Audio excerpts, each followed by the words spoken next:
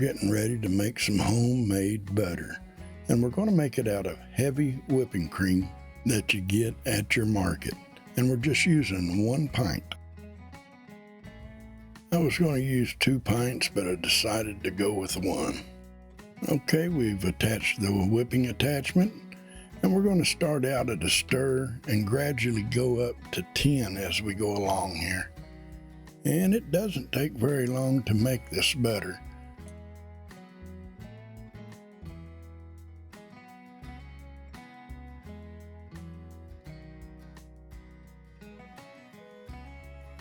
Now as you go along, you'll notice that the cream starts to get thicker and more like whipped cream you buy at the store to put on your pastries. Oh, it gets to looking good, but you just keep on going.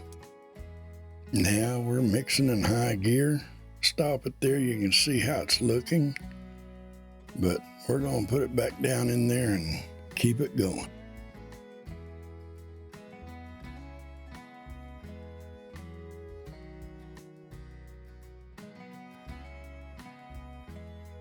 And you might want to place a little shield over that, your shield if you have one, or something. You don't want it splashing out, which I never really had any trouble with this doing that. It might have just a little bit.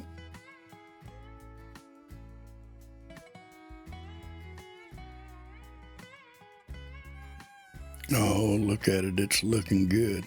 In a minute you'll see the separation of the butter and the milk. We'll drain off that buttermilk here in a little bit.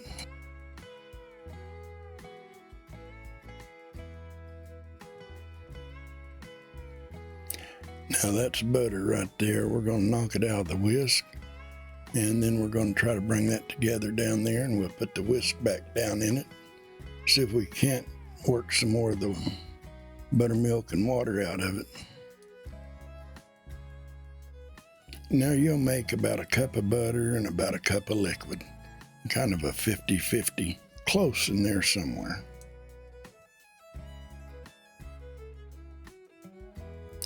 Now we're going to drain off the buttermilk. Get that out of there, and then we're going to try to work that butter to get some more of the milk to release and water.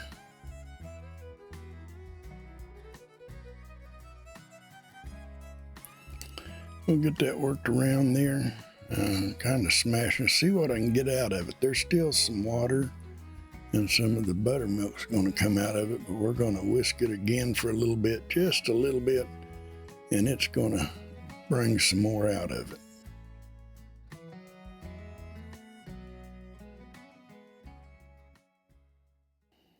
Okay, I believe we have it.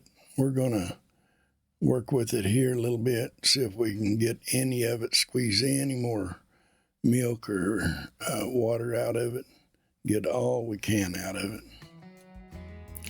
Okay, we're finished at this point of doing any more whipping, and we're going to drain the milk, the buttermilk and water off of it all we can. And we're going to get this ready to form into something. We're going to push on a little bit, see if we can get some more milk out of it. Anything out of it. Okay, that looks like it. Now I think we're going to try to form this up. Now this is a good time to sprinkle. If you want it with salt, you can add some salt and knead it, or you can leave it as is, unsalted. And at this point, some will rinse it with water, cold water. Some people don't rinse it. All I know, it tastes great. I'll put it on toast and cook with it. It's butter. Now I've seen where this butter will last 1 to 3 days at room temperature, up to 3 weeks in the refrigerator, even longer frozen if you want to freeze it. And the time of it lasting depends on how well you drained the buttermilk out of it. And those who do a lot of baking probably won't last a week, if that long. So now we take and put it into a small tub, and we kind of push it down in there, forming it into a square. And I got a little lid that goes on this. I put the lid on it, and it goes in the icebox. Now that is some good looking butter. Now, you don't have to have a mixer to make butter. You can use a jar, put your heavy cream in it, and shake it until you get your butter formed. Hey, if you like the video, give it a thumbs up. And if you're not a subscriber, I hope you consider subscribing.